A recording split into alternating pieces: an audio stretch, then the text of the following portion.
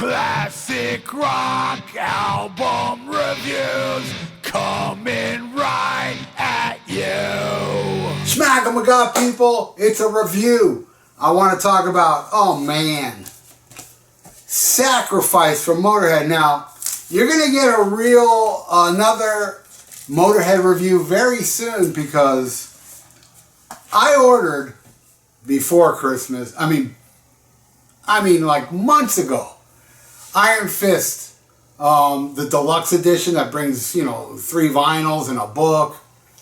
But Revolver, and I even wrote them going, yo man, where's my damn box, my little box at Motörhead?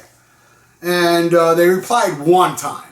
And then they said, hey, if you don't get like an email in a couple days, write us back. And I did. I didn't get no email. I wrote it back. They didn't reply at all. And then they finally sent this thing that I should be getting it like a week from now. But I was planning on doing this anyway because I play this album a lot. And by the way, a side note, I've just been sent to Facebook jail for 30 days for posting the lyrics of Orgasmatron where he says, your bones will build my palaces, your eyes will stud my crown, for I am Mars, the god of war, and I will cut you down. They gave me 30 days jail. Now, yes, I agree, it's stupid. But at the same time, I'm on Facebook. I see a lot of people on Facebook complaining that they're on Facebook. Or complaining about Facebook while being on Facebook. I'm not going to do that. Because when the 30 band thing is lifted, I'll be right back there posting my goofy stuff. So I'm not, hey, it's their site. They run it their way. If I don't like it, I can leave. And but you know what? It's kind of a blessing too, Get away from Facebook for a month, give me a break from that. But I tweet now. I do the tweets, I got a lot of friends on Facebook and, they post a lot of pictures of, cool stuff that I'm interested in. So that's why I like Facebook. I don't like, me being banned for putting up awesome lyrics. But hey, this ain't the first time. I've been to Facebook jail so many times that I am now like a pimp in Facebook jail. I sell inmates for cigarettes. I do. But now we're going to get into Sacrifice. Now, if you notice, the tongue coming out of the mascot there, that's a penis. And it's not the first time they used a penis on the album cover. And let me put it on, Lemmy wanted it on there because he likes offending people. And I already did a review for this one, Another Perfect Day, which has 2 dog penises. Where is it again? Right there. Right, coming out. The tongue. This tongue is a human penis, or maybe it's not. Yeah, it's a human penis. I would know because I have one. I have a human penis. This is a dog penis. 2 dog penises coming out of his mouth. Now, I did a little research because I give you a little bang for the no bucks. You don't pay me for this shit. You don't pay me to do the reviews. So I'm going to give you more bang for free. So I took notes. And I got a couple stories about this album that I was not aware of. So I figured I'd talk about it. Now, this album is so good. My favorite later Motörhead stuff is this one and We Are Motörhead. But I love them all. The only one I'm not too crazy about is March or Die, but all the other ones. Well, Snakebite Love was kind of whatever, but man, the last 2 were great too, man. But let's go into this. The opening track was Sacrifice. They have a video for it, which I feel is their best video. Killed by Death is pretty badass too. But I just love the imagery of all the dictators and all that stuff. Lemmy was like a history buff, wasn't a Nazi. That's ridiculous. If you know anything about Lemmy, you know he wasn't a Nazi. He just loved collecting that memorabilia. I wouldn't do it, but I'm not a history buff like Lemmy. And the song is in the movie Tromeo and Juliet, which is a trauma picture. And what's really cool about Trauma, I played a gig once at the Culture Room, and this guy that was the assistant of Lloyd Kaufman from Trauma Pictures saw us live, and then he hit me up like, hey, you want to write a song for a Trauma movie, Return to Nukem High? And I did, and it's in the movie during the credits, man. And in that movie is Lemmy. Can you believe it? I mean, I have a connection with Lemmy now, man. It's one of those 12 degrees thing like Kevin Bacon. You know, you can now attach me to Lemmy, man. Lemmy's in the movie. Ron Jeremy's in the movie, too. And what a song, man. And the drumming is just, I mean, it's Mickey D. What do you expect? But just, my God, it's just such a kick-ass tune for a band that's so long in the tooth. I mean, Lemmy's been around. Lemmy said in an interview he knew a world without rock and roll. He knew before Elvis and all that stuff, and, you know, unbelievable. You know, he saw the Beatles in the Cavern. He was a roadie for Jimi Hendrix. He met me twice. Guy's lived a life, man. And he even said, man, hey, if my life is shortened, I did everything I wanted to do. I've traveled the world. I've had sex with every different kind of nationality, you know, girls, and, you know, he lived it his way, man. You know, don't mourn Lemmy, celebrate him, man. And I celebrate him by playing. I own every single Motörhead release. All right, I'm very well knowledgeable of the songs, but not what went behind the songs. That's why I look up this fact. But Sacrifice rules. Next song is called Sex and Death, which is total Motörhead.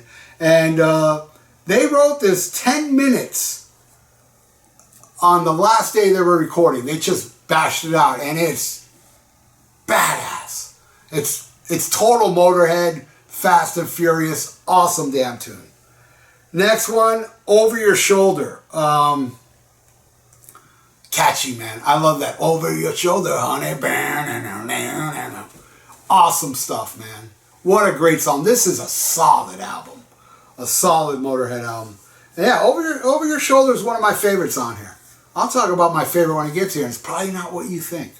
Those that know this album. War for War. Grinding tune, man. You could just feel that grinding of like tanks going into, you know, some kind of country to screw things up. It's just a grinding, heavy tune. Love it. Next one, Order / Fade to Black. And this one is kind of unique because it's grinding too, but then it has some fast sections. Another killer tune, man. Ain't a bad song on this one. Dog-Faced Boy. This one's like kind of like the comical tune. Dog-Faced Boy, werewolf, weirdo, pride and joy. Awesome. And Lemmy wrote this song about Phil Campbell, the guitar player. Yep. Oh, another thing I forgot to mention was Wurzel. This is the last album with Wurzel, and doing a little research on it, Wurzel wasn't into music. I mean, he wasn't into the recording, and he only played on, I think, one song. I think that's what I read. I could be wrong, but he is credited on there. But this tour, they turned into a 3-piece and remained a 3-piece. How Motörhead was in the beginning. Dog-Faced Boy, awesome. All Gone to Hell. This one's hooky. It's got this hooky melody line. Still Motörhead. Really cool tune. I dig it too. Make 'Em Blind. This one's kind of different for Motörhead. It kind of has, you know, the drums and the vocal sections and stuff. I never heard any other Motörhead song. It's unique. Definitely unique for Motörhead, and it's awesome. Don't Waste My Time. This one's just pure rock and roll. This one has that, like a 50s type rock and roll, but you know Lemmy, man, he's got to pump it with steroids. It's a good tune. I still haven't talked about my favorite track yet. In Another Time. What did I write about this one? I think there was a story about this. Yeah, I went through many lyrics changes. This one I think was the most difficult one to get down on tape, but I love it. I love it. Now the last song's my favorite one, but I'm starting to think maybe I'm jumping the gun. Maybe it should be Sacrifice. But I want to recite these killer lyrics. And before I do, I just love the vibe of the song. It just starts with a little guitar, kind of low. And Lemmy is saying, "The wind is cold where I live. The blizzard is my home. Snow and ice and landed dice. The wizard lives alone." But I love, my favorite one is, Trees are stoned where I live, leaves are razor steel, high and low and ice and snow, broken on the wheel. Awesome. It's probably is my favorite. Yeah, that and Sacrifice. I don't know. It's a toss up between both, but it's just also it's kind of different. It has this little like kind of quiet intro, but then it just bam, and it's out of the sun, and then it has this kind of melancholy type down kind of riffage going on. Epic song, man. And totally, I don't think it's ever been played live, and totally a deep track. Definitely the dark horse and my favorite off the album. And check it out, I'm bleeding. What the hell, man? I bleed for Motörhead. That's a little scratch. I must have bumped into something. Yeah, it's a scratch. But that's nasty. It's nasty, man. Let me go put a little peroxide on it and a Band-Aid. And so I got to leave you now. So highly recommend it, and expect an Iron Fist review very soon once that book comes in. I want to talk about how much I love that album. Even though Lemmy didn't, and a lot of people, complain about the production and this and that pretty much, Eddie left after that album, Eddie Clark, Fast Eddie.